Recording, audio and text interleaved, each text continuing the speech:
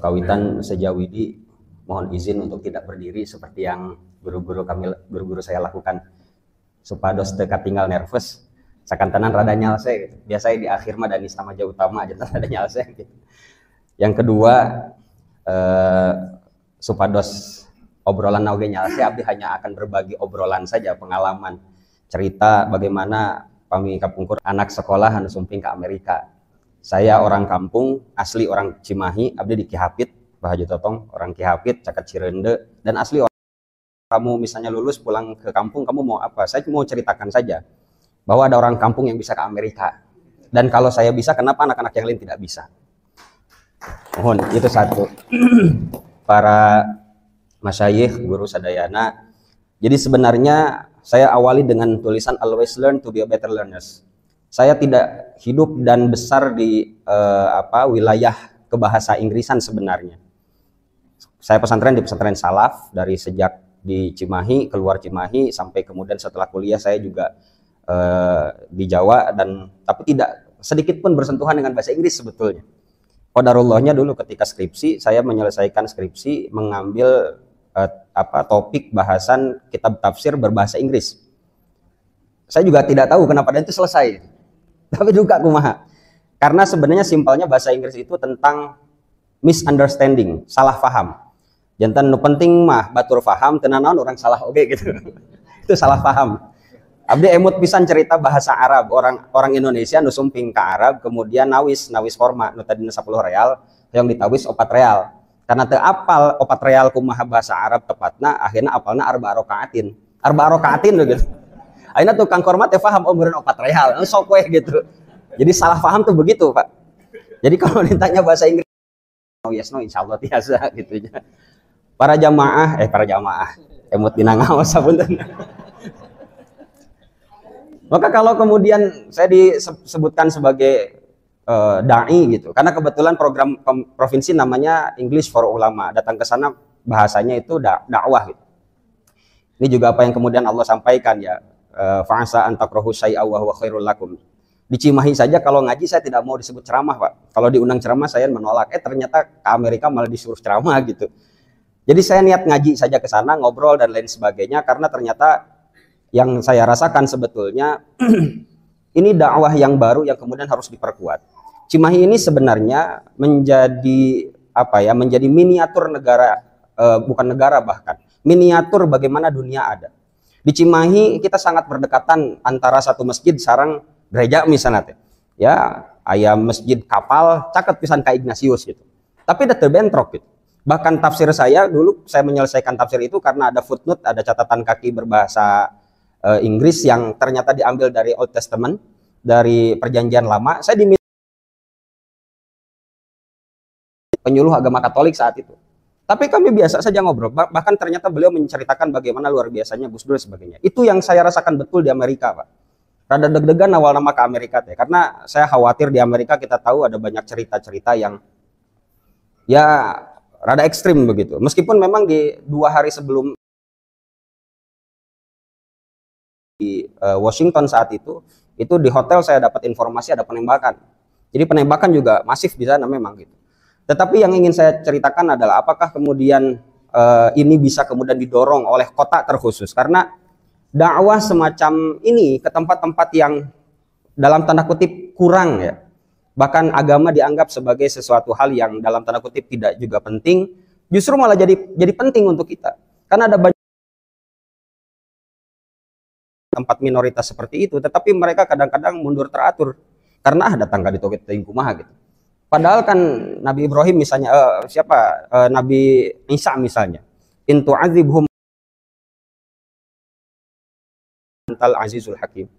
Ya kalau misalnya kita sudah dakwah kemudian ternyata masih kena ngeyel gitu, nyamang gawe ya Allah misalnya pada diazab oge da eta mah hambana engkau gitu. Tetapi ketika misalnya pada dihapunten nya da Allah mah azizul hakim gitu. Jadi justru ketika saya ngobrol banyak, bercerita banyak, berdiskusi banyak. Karena saya ketemu tadi di slide pertama saya ketemu dengan Jewish Robai. Namanya saya lupa siapa lah, orang Yahudi, Pak. Dan Israel. Bagaimana kemudian Islam yang dianggap apa itu keras begitu. Sampai kemudian ada istilah Islamofobia karena takut kepada Islam.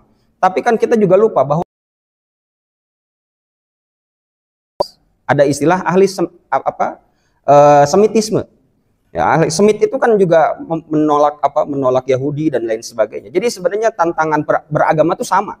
Di Kristen kata siapa Kristen tidak ekstrim. Sama juga ada sisi ekstrimnya. Tetapi poin kemudian dakwah kita tadi senang disampaikan tentang bagaimana kita menjadikan agama ini kembali kepada ad-dinus samhah seperti yang Rasul sampaikan. Jadi ketika sumping tadi itu Pak, nya sasalaman, nya ngobrol, tuang sasarengan gitu. Bahkan tadi ada foto di Washington itu ada masjid Pak, namanya Masjid Imam Center, International Muslim of America Community. Itu harus diganti dengan part yang sama. Nah, salah satunya adalah Masjid Imam Center itu Pak. Tahukah Masjid Imam Center itu ternyata bekas gereja kubah disebut bid'ah. Da cenah teu aya zaman kapungkur. Aya masjid anu teu aya kubahan dipermasalahkeun. Oh cenah teh juga masjid cenah kitu nya.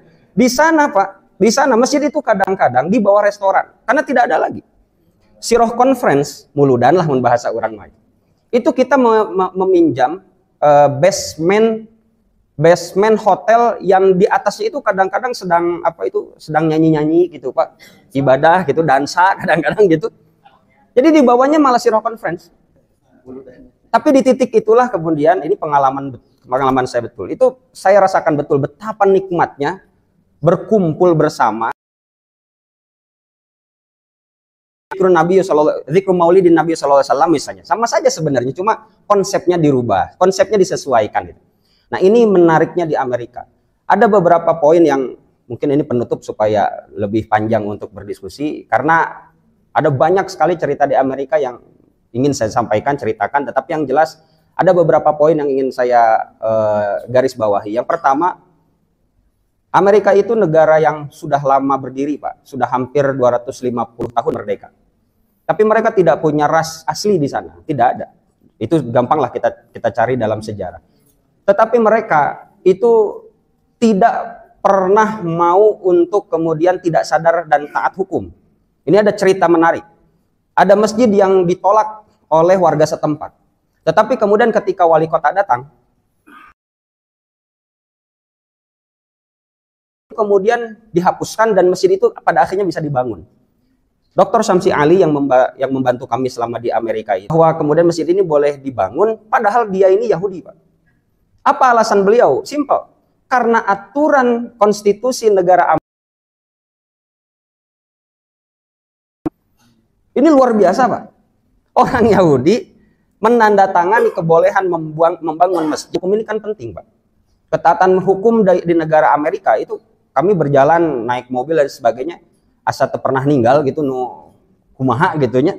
Ngebut sih ngebut, tetapi di waktu lampu beureum tidak ada juga di urang. Kan lampu koneng teh siga wah lampu koneng nu bade ka beureum kan disangkana teh kudu ngegas, padahal kan kudu hati-hati dan harus mencoba secepatnya berhenti kan. Ya mah pan digas buru-buru supados buru-buru lewat gitu. Pak, di titik itulah kemudian selama saya di Amerika saya merasakan betul betapa nikmatnya menjadi orang Islam di Indonesia.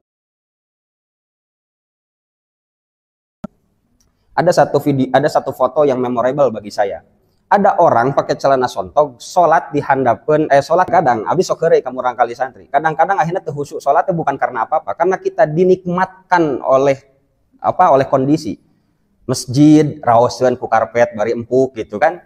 Kadang-kadang tuh aya panas di masjid mah ada tosmah jangkung, ditambihan ku kipas dan sebagainya. Tapi kenikmatan itu kadang-kadang tidak kita syukuri lebih ke karena apa? Karena kita jarang menemukan kesulitan-kesulitan yang dialami oleh banyak orang di sana. Ya, ketemu sama orang-orang yang kemudian naon hoyong jadi Islam teh susahnya di sana bagaimana gitu. Jadi orang mapan biasa weh gitu. Karena apa? Karena kemudahan yang sering kita dapatkan membuat kita kadang-kadang jadi kufur nikmat karena sesuatu hal yang sebenarnya besar untuk orang lain di kita ini biasa saja gitu. Ya, biasa saja. Yang terakhir ya Amerika mah seur istighfareun Pak. Jantan salami diri itu rada bingung abdi teh. Bade peureum da sieun nabrak gitu nya. Teu peureum teu mararake baju Pak. Masya Allah. Saya kebetulan stay di Manhattan. Manhattan itu pusat Jadi di malam Muludan itu, karena saya datang pertama kali itu pas malam Muludan, tepat malam Muludan. Saya malamnya itu ada juga fotonya sebenarnya. Saya difoto dari belakang sama teman saya karena saya pakai sarung. Saya pulang beli makanan pakai kresek, difotokan, dikirimkan. Ya cenah tah kiai, cenah balik tahlilan cenah gitu. Di tengah-tengah manusia yang begitu banyak, Pak. Kan New York itu disebut sebagai apa? The city that never sleep. Ya, kota yang tidak pernah tidur sih karena nundutan ge henteu. Tengah wong itu seur jalmi. Tapi di titik itulah kemudian saya bermuhasabah, saya tafakur, Gusti luar biasanya. Begitu banyak ciptaanmu dan kemudian engkau tetapkan ya kepastian naon anu ku Allah disebutkan di doa naon teh i'tidal misalnya. Rabbana lakal hamdu mil'us samawati wa mil'ul ardi wa mil'u ma syi'ta min syai'in ba'du. Teu kabayang Pak di New York anu salat gitu. Teu kabayang di New York anu tasbih ka Allah. Di malam itu ketika saya di Times Square saya mikir, duh, anu sholawatan moalnya pas Muludan, da ngajak batur Muludan moal teh apa? Naon cenah meureun Muludan teh?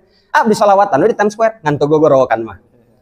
Tapi titik itulah kemudian yang membuat saya lebih mencoba memastikan bahwa ya kita menjadi bagian dari Iron Fa'akim.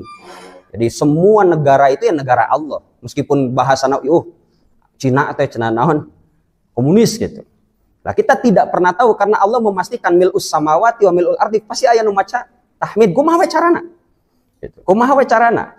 Ya, kemudian di negara yang lain atau orang-orang yang kita anggap sebagai orang yang hina sekalipun belum tentu kemudian dia hina selamanya. Mungkin saja gening ternyata pas uih ka dieu aya orang Manhattan nyusul gening ka dieu lebat Islam tah. Gitu ya. Jauh-jauh di Manhattan resep ka orang Gunung Bohong. Akhirnya diislamkeun di MUI kota Cimahi. Ya begitulah hidayah. Ya ini hal sedikit yang kemudian saya bisa bagikan. Kesulitan yang paling saya rasakan adalah tentang makanan saja, Pak. Ya tentang makanan. Kenapa? Letah abdi mah letah Sunda pisan. Jadi pamina menyebatkan saos berarti saosnya kedah lada gitu. Aya di ditu saosnya teh anu lada, Pak. Saos teh pami teu hasem, bodas, mayones teh geuning. Wah, sudahlah pokoknya mah. Ditambah junk food teras-terasan. Ya, pokoknya dalam hampir sebelum 1 minggu mah abdi rada sesah we tuang teh. Ternyata ada restoran Malaysia, wow itu porsinya besar Pak, meser nasi goreng. Wah seueur eta mah porsina. Moal saep sigana. Tapi karena raos, tos lami teu tuang raos Pak, nu saletah, eta mah saep. Wah raos pokoknya. Tapi pas mayar meleg oge, da mahal. Sakali tuang Pak, $18, kadang-kadang $20. Berarti kisaran sabaraha? Hampir 300.000 Pak sanggup goreng. Matak bersyukurlah jantan orang Cimahi lah. 20.000 terus warga segala rupiah. Seleksinya pertama awalnya akan offline ya, bertemu langsung. Tapi ternyata hanya online Pak. Ada 4 sesi kita.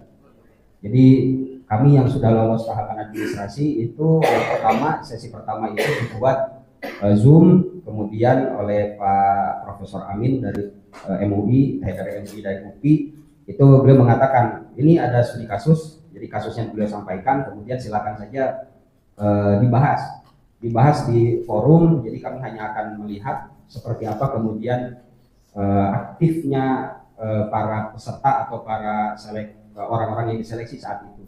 Itu yang pertama. Yang kedua kemudian ada interview satu orang. Jadi ya itu tadi ditanya dan lain sebagainya, kemudian aktif di mana, punya background bahasa Inggris atau tidak. Ya saya menjawab saya tidak punya background bahasa Inggris. Terus kenapa berani? Saya bilang kenapa yang begini saja harus ditanya berani atau tidak? Karena bahasa Inggris Pak Prof Amin itu ketawa Pak. Saya bilang masa yang begini-begini saja saya harus ditanya berani atau tidak? Saya bilang. Jadi kan kalau saya tidak lolos sekalipun saya tidak akan mati Pak. Saya bilang. Saya ketawa. Wah ini santri ya? Betul Pak saya. Ini rakang ngeyel kan?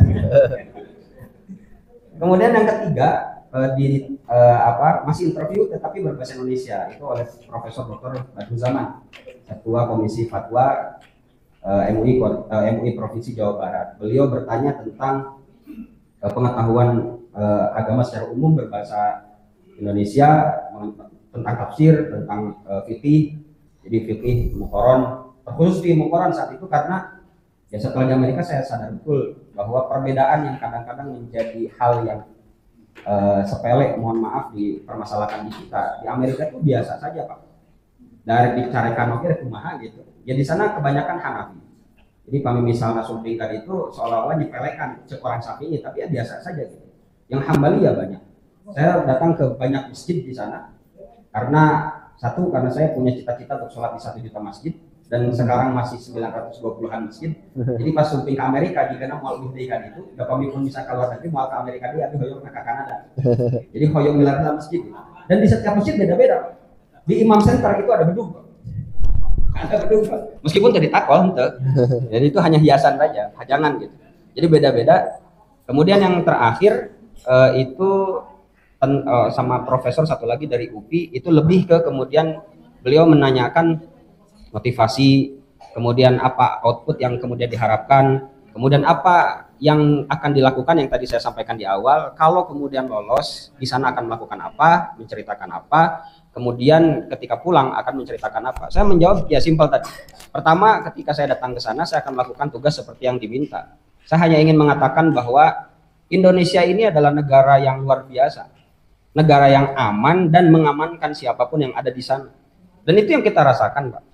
Ya, kita ini menjadi pengejawantahan bagaimana kemudian Wa Ajengan mengatakan kita ini kan tidak diciptakan satu tapi diminta bersatu. Indonesia lah tempatnya. Dan itu yang diamini oleh juga orang Amerika, Pak. Itu satu. Yang kedua yang tadi, terus kalau mau pulang, kalau pulang terus mau apa? Ya saya cuma mau bilang saja ke santri dan ke anak-anak di kampung saya. Ada orang kampung bisa ke Amerika. Mungkin mimpinya tidak sampai ke sana, tetapi ya menjadi wajada. Where there is a will, there is a way. Ketika ada keinginan, pasti ada jalan gitu. Masalahnya di orang teh gaduh ka tiasa tapi teu gaduh ka hoyong. Kadang-kadang ka hoyong na gaduh tapi ketiasa gitu. Tetapi ketika kita sudah punya willingness to do, ya Allah pasti jalan gitu. Ini yang kemudian saya tawarkan. Itu jadi 4 sesi tersebut, itu dari Jumat saya ingat. Kemudian kelolosan itu di hari Selasa. Saya di WhatsApp, via WhatsApp saat itu karena pilihan dari gubernur seperti itu, dan kemudian ya maghrib saya ingat betul itu saya lihat ini lolos benar atau tidak, saya telepon ternyata lolos, langsung sujud syukur. Saat itu di tengah rumah anak saya sampai tanya, ayah abah kunaon tiba-tiba sujud ke sholat naon tiba-tiba sujud gitu, dan saya belum jawab saat itu. Akhirnya saya ceritakan ke istri saya, ya istri tercinta dan satu-satunya. Kemudian dan saya belum cerita ke bapak, belum cerita ke ibu karena ayah saya sudah wafat lama, dan karena harus diminta untuk membuat paspor saya sudah mati, barulah saya cerita ke ibu. Itu saja yang bisa saya sampaikan. Badai ngobrol ke bahasa Inggris pilih rumah. Jazakumullahu khairan katsira wallahu muwaffiq ila aqwamit thoriq. Wassalamualaikum warahmatullahi wabarakatuh.